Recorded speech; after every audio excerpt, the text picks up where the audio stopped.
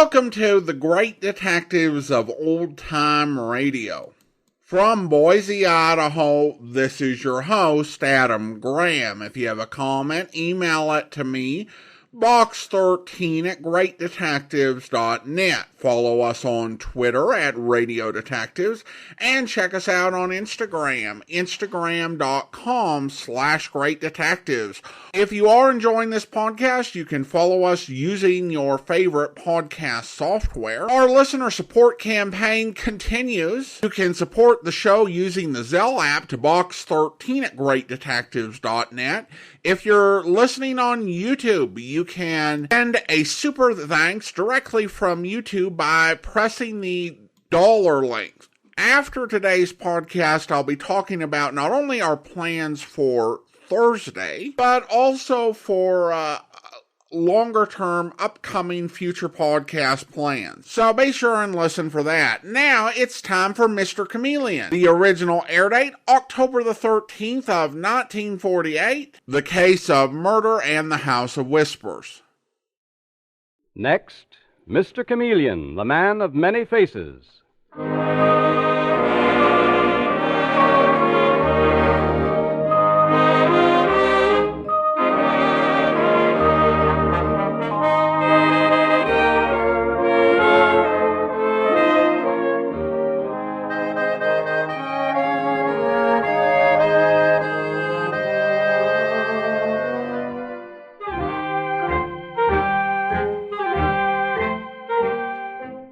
Tonight, we again present the famous Mr. Chameleon of Central Headquarters in his most famous cases of crime and murder.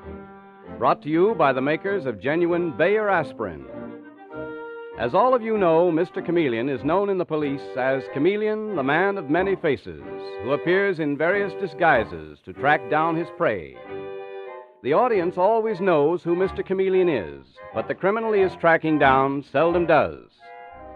Tonight we give you Mr. Chameleon and the case of murder and the House of Whispers.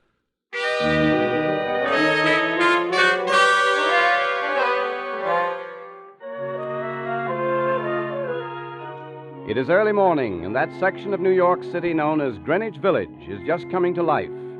And through the narrow, twisting street speeds a police car until it comes to a stop at the mouth of an alleyway. And Mr. Chameleon, the famous detective, jumps from the car and pushes through the crowd. Will you let me through here? Let me through, please. Hello, Officer Casey.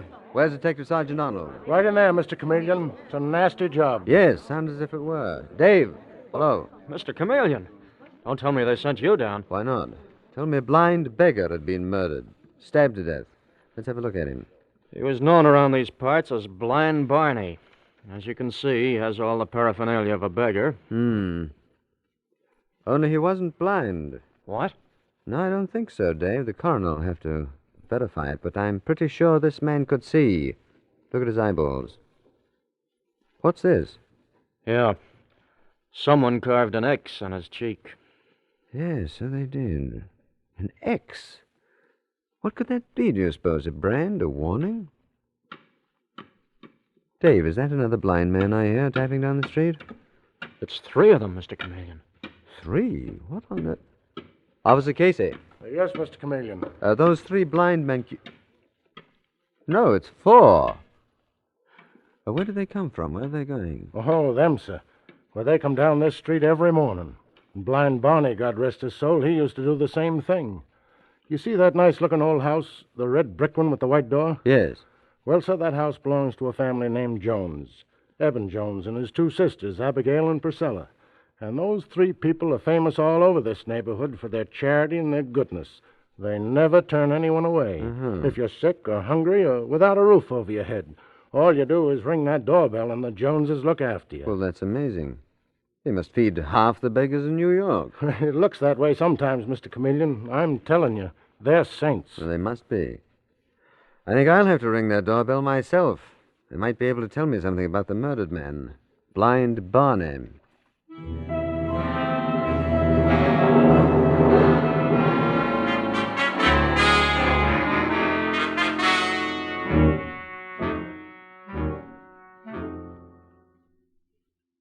Mr. Mr. Chameleon, this is a horrible shock. That poor beggar, Blind Barney, has been coming here for years. He always seemed the soul of gentleness. Isn't that right, Priscilla? Abigail? Oh, yes, Eben. Yes, indeed. It seems so hideous that anyone should murder a blind man. A helpless creature like that. Alone and destitute. Only he wasn't, Mr. Jones. I beg your pardon? He wasn't destitute.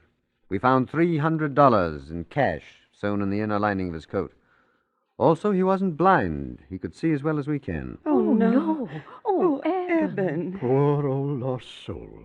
You're very tolerant, Mr. Jones. My dear Mr. Chameleon, you as a detective must know a great deal about human frailty. So do we. This isn't the first time that my sisters and I have been fooled.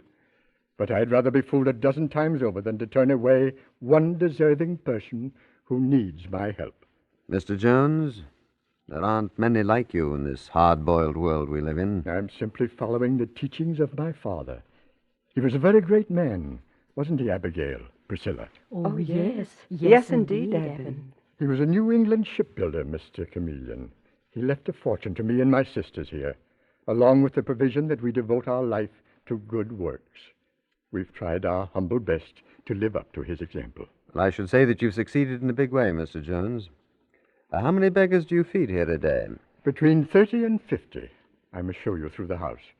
We have a special room where they sit and a special kitchen. Jose, that's our cook, must put up 100 sandwiches a day. Mary Smithers distributes them. And, who is Mary Smithers? Oh, she's a perfectly darling girl. A perfectly darling girl. Indeed she is, Mr. Chameleon. A sort of combination secretary and little mother of the poor. Well, here she comes. Oh, dear, who's going to tell her about Blind Barney? You'd better tell her, Eben. Yes, I guess I had. She'll be upset. She takes such an interest in all of them. Mr. Jones? Yes, come in, Mary. My dear, I want you to meet Mr. Chameleon, the famous detective. How do you do, Miss Smithers? How do you do? Mr. Jones, what is a detective doing here? And what's that crowd down the street? Mary, I have a shocking piece of news for you, my dear. The man that we know as Blind Barney has been brutally murdered. Murdered? Did you say murdered? Oh, no. Mary. Miss Smithers, you... Oh, my gracious, she's fainted. I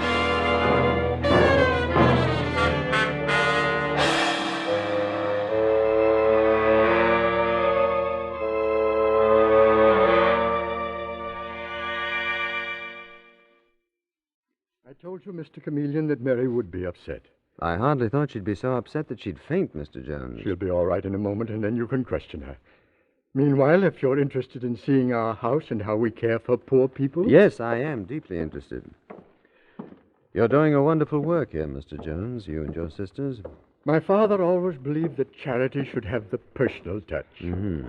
Now, this is the room where they congregate, waiting to receive food or money. They speak very softly, don't they? Almost in whispers. So they do, Mr. Chameleon. And this is the kitchen. That's our cook, Jose, talking to an old derelict known as Simple Sarah. Also whispering, I see. Is that a rule of the house? I beg your pardon? Oh, here comes Jose. Jose, I want you to meet I know. A cop. A dirty, meddling cop. What does he want? My dear Jose. Does he think that somebody here bumped off Blind Barney? Because if he does, well, he knows what he can do about it. Mr. Chameleon, I'm very sorry. I hope you'll excuse it. Jose has a strange background. Criminal? Well, semi-criminal. He came to me down and out, and I gave him this job as cook. I have every belief that we'll rehabilitate him eventually. You have great faith in humanity, haven't you, Mr. Jones? Great faith. No one can take that away from me. What was that? Good heavens. Sounds like Mary Smithers. Come on. Miss Smithers. Yes, Mr. Chameleon, I'm really frightfully embarrassed. I didn't mean to scream. But, my dear child, what was it? Oh, hello, Jimmy. Hello, Miss Jones. I'm afraid it was all my fault. No, it wasn't, darling. You just startled me, that's all. Mr. Chameleon, this is my fiancé, Jimmy Condon. How do you do, sir? How do you do? Are you in the habit of startling your fiancée to such an extent that she screams? Why, No, sir. No, it was all my fault, truly. I'm a silly, neurotic girl. I must be, Mr. Chameleon. First I faint, and then I scream. Well, at that, I prefer a good, healthy scream to a lot of furtive whispering. But about that fainting spell, Mary, why were you so shocked to hear of Blind Barney's death? Why shouldn't she be, Mr. Chameleon? You're probably hardened to murder, but Mary isn't. I'm asking her, Mr. Condon. Mary, why should the news of Blind Barney's death shock you so deeply that you'd fall in a faint? Mary, please, if you know anything at all, if you even have any suspicions, tell Mr. Chameleon. No, I don't know a thing, Mr. Jones. I have no reason at all for fainting. Just a case of silly nerves.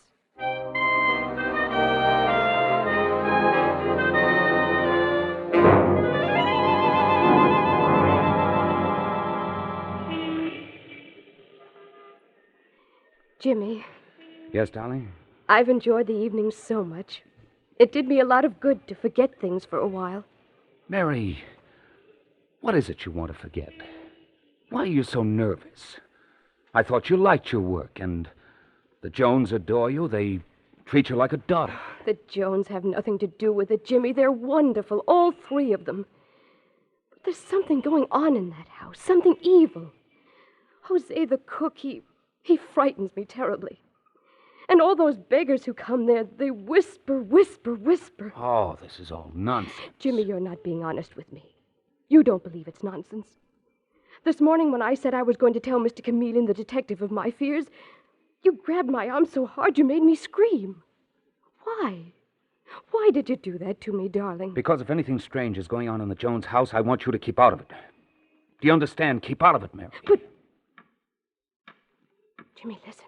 What? We're being followed. I knew it. That's happened lately, too. I'm followed.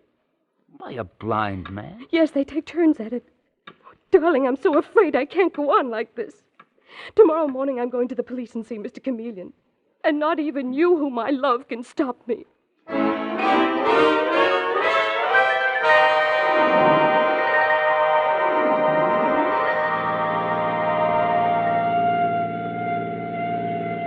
Mr. Chameleon, I demand to know where I'm being taken. I demand to know what this is all about. You'll find out, Jimmy, in just a moment now. You still haven't told me where you were last night. Of course I told you. I had dinner with Mary. And then? I took her to the movies. And then? We took a walk. We had a cup of coffee at a place on Sheridan Square, and I brought her home. Then? I went home. As you know, Mr. Chameleon, I'm a bookkeeper at a dress manufacturing house, and we're stopping. Mr. Chameleon, this is the Jones house, and what's all that crowd doing around the entrance to the basement? I'll show you, Jimmy. And don't try to get away. There. That is the girl that you were supposedly in love with. Mary. Mary. Mr. Chameleon, she's not dead. Her body was found here early this morning, stabbed in the back like Blind Barney. Died between 3 and 5 in the morning. Oh, no. Another point of resemblance. As you can see, an X was carved in Mary's cheek. Jimmy, what does that mean? Have you any idea? Me? No, you don't think that I did it. I was home and in bed. I can't prove it, but I was. I'm afraid you'll have to prove it. Jimmy. What? Jimmy. Mr. Jones. Oh, Jimmy, in the name of heaven, did you do this terrible thing? No, I swear it. Don't lie. If you killed Mary, if you suspect who killed her, if you think of any reason why anyone should murder that sweet girl, say so now. Confess, Jimmy.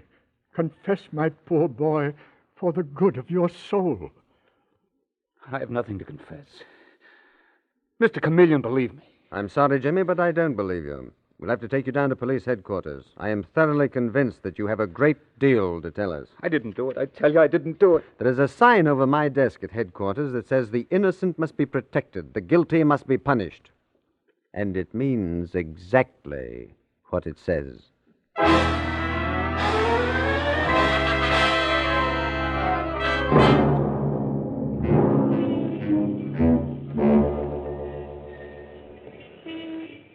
Mr. Chameleon. Hello, Dave. Everything under control? Yeah, Jimmy Condon's being held as material witness to Mary Smithers' death. But we can't get a thing out of him. He says he didn't kill the girl and he doesn't know a thing about it. Mm-hmm. Say, the commissioner's pretty anxious to see you. Yes. I've been standing here fascinated, watching the beggars troop into the Jones house all morning long. Been quite a procession. I think I'll have to join it. You mean you're going into the Jones house disguised as a beggar? Oh, not as a beggar necessarily, just an old derelict. I want to get in there. I want to circulate among them, see if I can't hear what the whispering beggars in the House of Whispers are saying.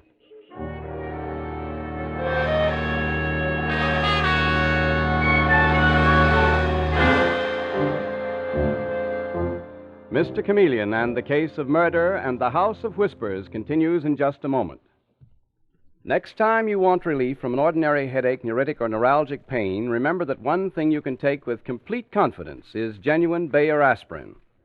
You can take it confident of amazingly fast relief, for Bayer aspirin is actually ready to go to work in 2 seconds, and you can take it confident of really dependable relief, for no other pain reliever can match its record of use by millions of normal people without ill effect. Don't ever forget this unmatched record. It's important because it means you can take Bayer aspirin sure in the knowledge that it will bring you the gentle relief that's important to your health. So don't experiment with drugs that have not been proved by years of successful use. For the two most important kinds of relief, fast relief and dependable relief, do as millions do. Be sure with Bayer aspirin. When you buy, ask for it by its full name, Bayer aspirin, not just for aspirin alone. Get the 100-tablet bottle and you get Bayer aspirin tablets for less than a penny apiece.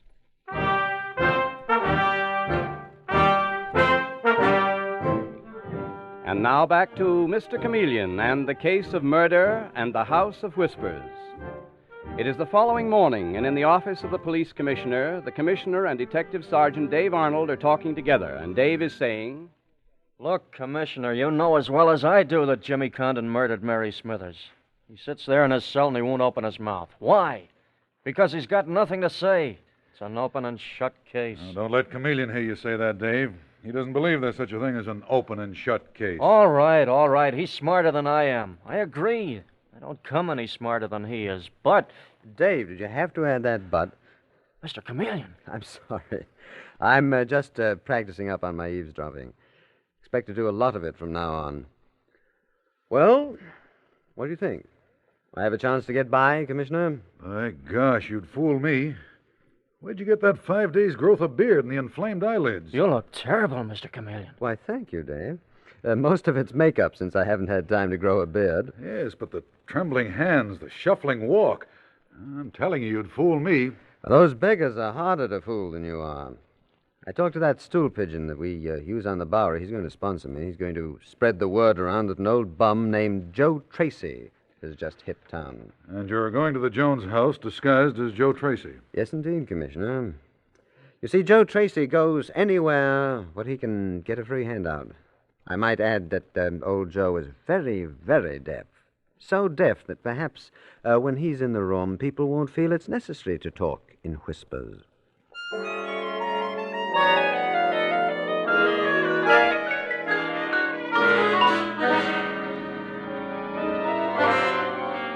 And now, Mr. Chameleon, disguised as the very deaf beggar, Joe Tracy, is talking to Abigail Jones. Heard about you, ma'am. Minute I hit town. You and your sister here and your sainted brother, Mr. Eben Jones, is it? That's right. That's right. I'm Miss Abigail Jones, and this is my sister, Miss Priscilla. Beg pardon, didn't catch that. I said yes. Our name is Jones. Oh. But we've never seen you here before. What's that? We've never seen you here at our house before. No. Yeah, the old Joe Tracy's been traveling around the country. But a pal of mine, Smiley Evans, told me to come here. Said you handed out sandwiches every day at 11 o'clock. We do. Well, can I join your club? We've tried to be very careful about who we take in since poor little Mary lost her life, but all right. follow me, please.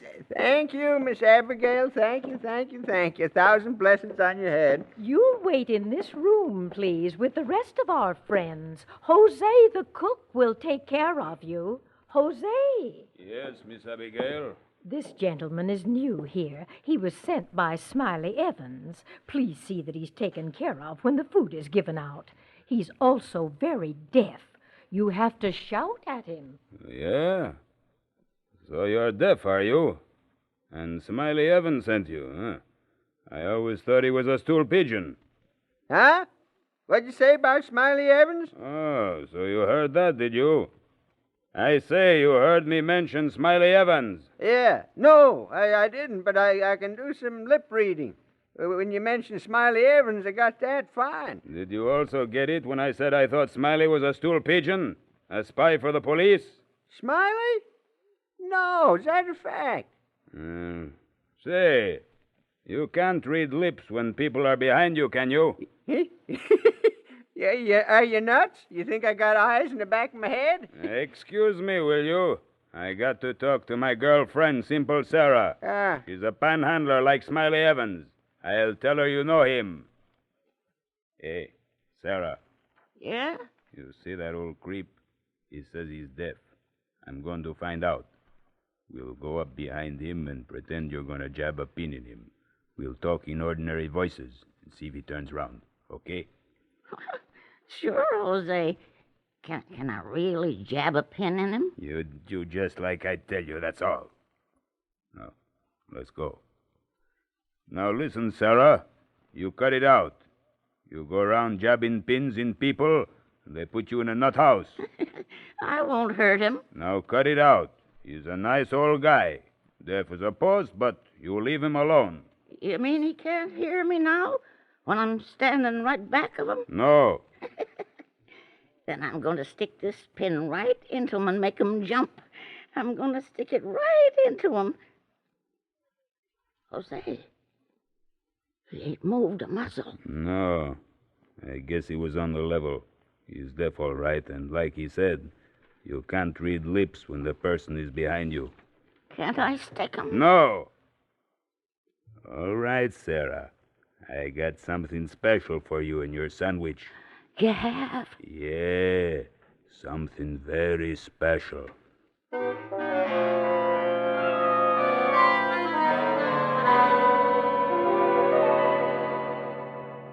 So I won the first round, Commissioner. Jose the cook was convinced I was deaf, and when Simple Sarah got in line to pick up her sandwich, I was right in front of her. I distracted her attention and switched the sandwiches. And look what I found hidden in the meat spread. What is it, Chameleon? A little packet of white powder. What? Mm-hmm. Narcotics. Dope. Exactly. How is that for a tasty morsel? The darndest sandwich I ever saw. That explains why we've picked up so many drug-crazed killers lately. So that's the way the dope's been circulating, through the beggars and the derelicts. Using a man like Eben Jones and his sisters for a front. Using their home as a clearinghouse for that rotten traffic in dope.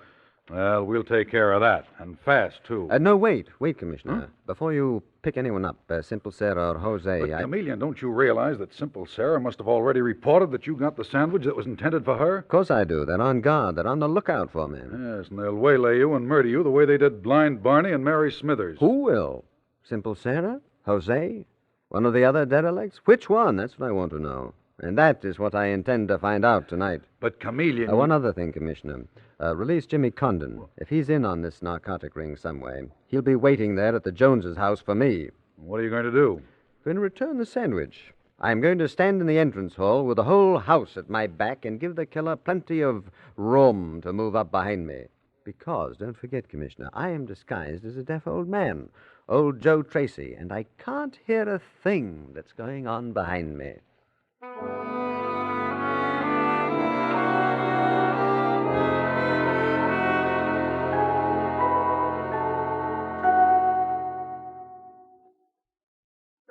I thought I'd come and tell you, ma'am.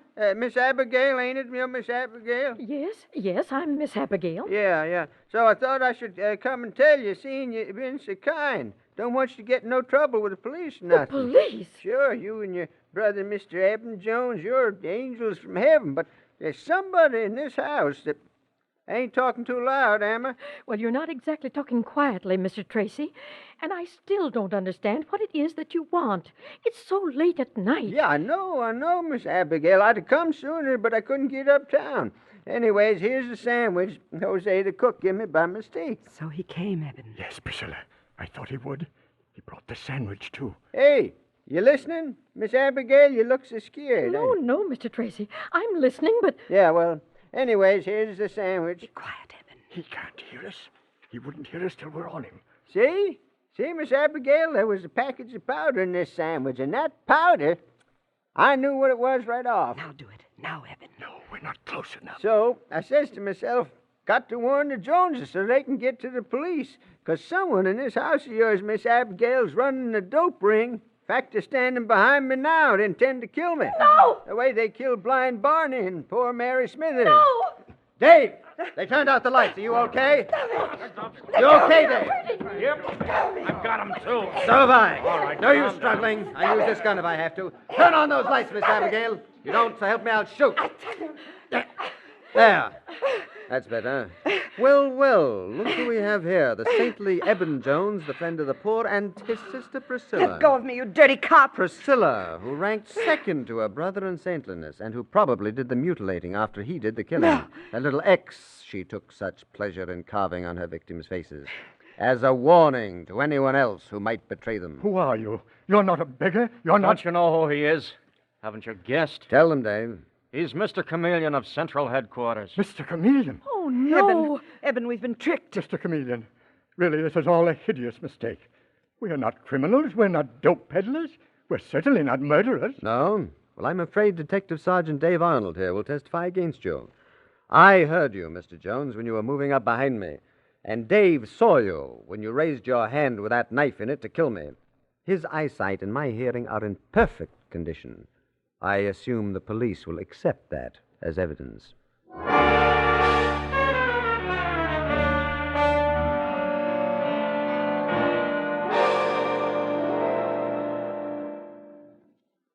So Eben Jones and his sisters finally confessed, did they, Mr. Chameleon? Yes, Jimmy. It didn't take long. Now, it's amazing when you think of it. Those three gentle people in their beautiful old home operating the most vicious narcotics ring we've uncovered in years. Poor Mary. Yes, poor Mary. The girl you loved suspected the truth.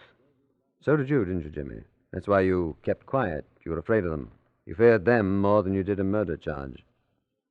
Yes, Mr. Chameleon. Well, that is where you were wrong, Jimmy. Terribly wrong. They would have gotten you anyway. Never forget that. Always go to the police. Not because it's the courageous thing to do, but because in the end, it's the safe thing to do.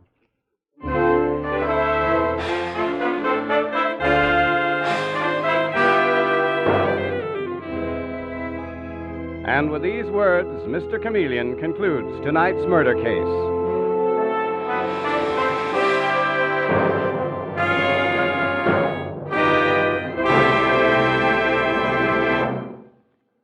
There's no need for you to take anybody's word for the speed with which you can relieve an ordinary headache. A simple test will show you how quickly a Bayer aspirin tablet is ready to go to work.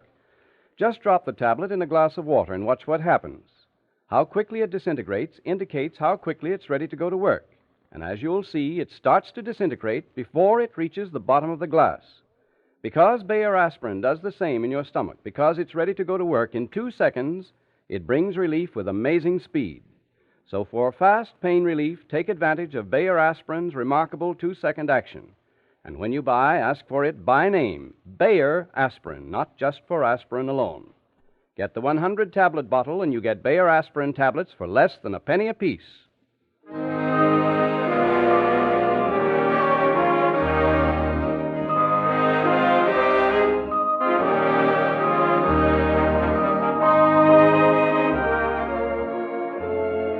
Listen next Wednesday night at this same time for Mr. Chameleon, the man of many faces, in The Case of the Voices from the Dead. The part of Mr. Chameleon is played by Karl Swenson, with dialogue by Marie Baumer from the original story by Frank and Ann Hummert. Music directed by Victor Arden. Your announcer is Howard Claney.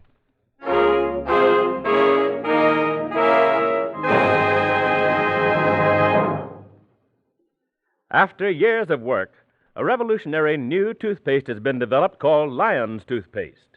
By actual laboratory tests on scores of individual teeth, it gets teeth 2.5 to 5.5 times brighter than any of the 5 leading brands, brighter by far than any other toothpaste. New Lion's toothpaste does this because it's a new kind of toothpaste with a formula that's completely new and radically different. A remarkable toothpaste that cleans without soap and polishes without chalk. Try it. Ask for Lion's toothpaste.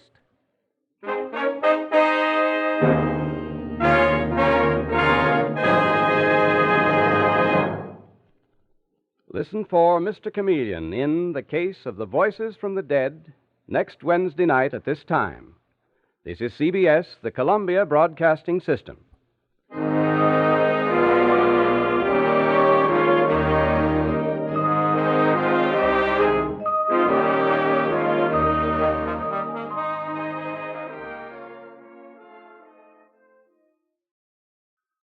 Welcome back. Well, all in all, a pretty good story. I think that there was a solid setup with the blind man who wasn't blind and wasn't actually broke either. Now, of course, you did have a sense that this family was not what it seemed, just given the way that things tend to operate since they were over the top in their apparent virtue. But it was still a question as to what was actually going on and how Chameleon would get at the truth. I thought that Chameleon's disguise was good, although the whole passing drugs and the sandwich in public thing was a bit too convenient. They had to wrap this up somehow, I guess. All right, well, let's talk about what's ahead for Thursday.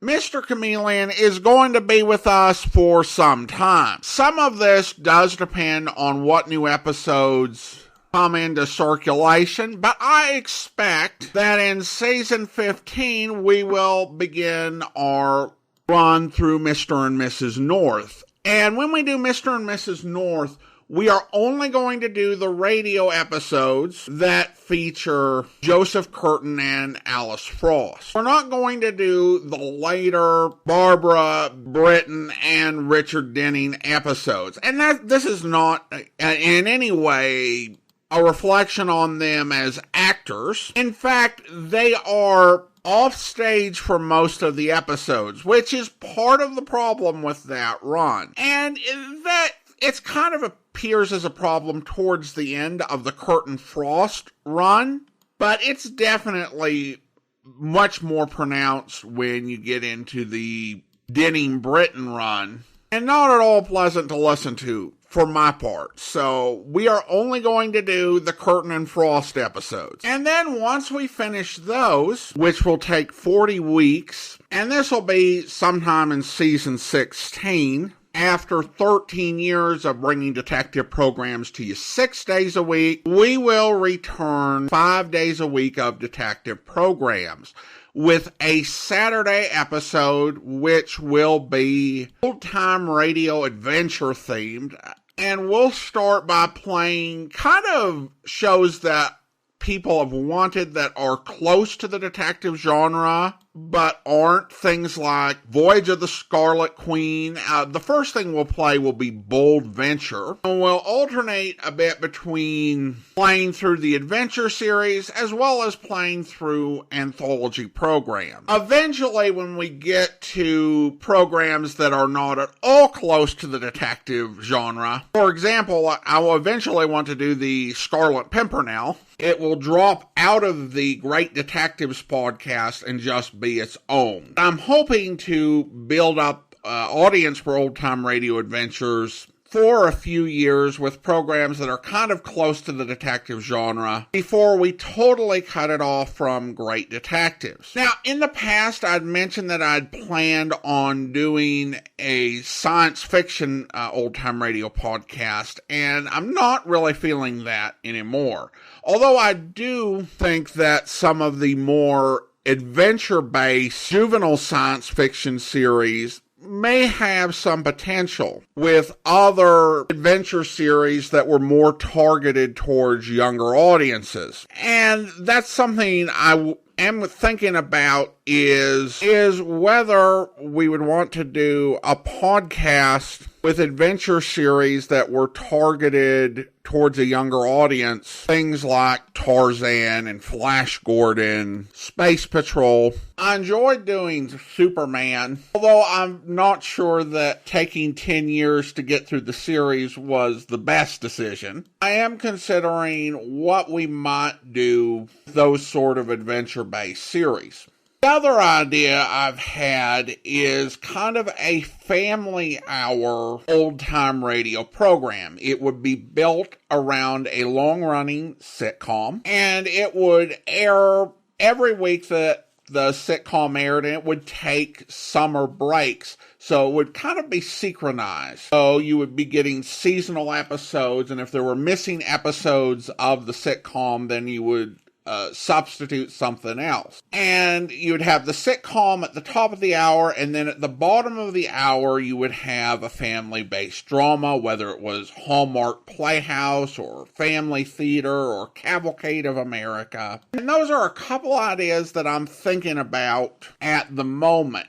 I don't plan on launching anything new in terms of old-time radio podcast until at least the latter part of next year. I really do want to focus on what we've got going now with Great Detectives and Old Time Radio Snack Wagon, and to a lesser extent Amazing World of Radio, and really get those working at their best. And the finances obviously is going to be another part of that. Any new podcast is going to take more time and is also going to bring more admin work. And that honestly is the big challenge, because the time that gets spent on podcast admin and social media is time that's not being spent doing the fun stuff, doing the research, recording the podcast. And honestly, if we're able to increase our revenue, our big focus is going to be on reducing the amount that we end up spending on admin, so we've got more flexibility. And that's kind of where we're thinking right now. So, in short, be sure to on listening to Mr. and Mrs. North next season. And then after that, get ready for an Old Time Radio Adventures podcast. And then beyond that, who knows? All right, well, now it's time to thank our Patreon supporter of the day. And I want to go ahead and thank Dan. Dan has been one of our Patreon supporters since January 2018, currently supporting the podcast at the rookie level of $2 or more per month. Thank you so much for your support, Dan. And that will do it for today. If you are enjoying the podcast, please follow us using your favorite podcast software. And be sure to rate and review the podcast wherever you download it from. We'll be back next Thursday with another episode of Mr. Chameleon, but join us back here tomorrow for the conclusion of the Shepherd matter, where... Johnny Dollar. This is the hotel operator, Mr. Dollar. Were you cut off? Tell her not to let any more calls in here. Come on! I was cut off, but I'd rather get some sleep now. Anybody phones, just take a message. All right, Mr. Dollar. Over there. Sit down. Put your hands on your knees. Now, just so as you and I understand each other, you make one move. Wiggle a finger, I'll empty this gun right in your stomach. You understand me? I understand you, Forbes. You're crazy. I hope you'll be with us then. In the meantime, do send your comments to box13 at greatdetectives.net. Follow us on Twitter at Radio Detectives, and check us out on Instagram, instagram.com/greatdetectives. From Boise, Idaho, this is your host, Adam Graham, signing off.